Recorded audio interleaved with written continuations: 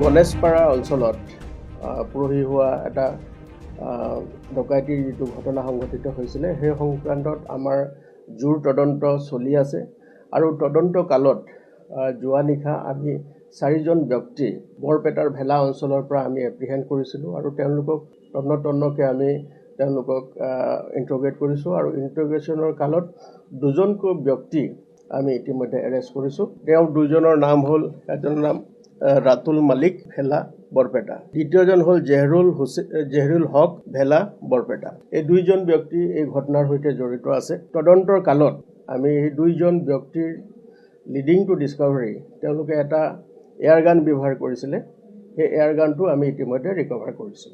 গতিকে আৰু বাকী এই যিটো মূল গেং যিটো এই ঘটনা সংঘটিত কৰিলে, এই ঘটনাটোৰ সৈতে জড়িত এই 2জন ব্যক্তি আৰু তাৰ লগতে আৰু 4জন ব্যক্তি আছে। সেই 4জন ব্যক্তি বৰ্তমান পলাতক অৱস্থাত আছে আৰু আমাৰ দূৰ তদন্ত চলি আছে আৰু মই ভাবিছোঁ যে অতি শীঘ্ৰে আমি তেওঁলোকক গ্ৰেপ্তাৰ কৰিবলৈ সক্ষম হ'ম।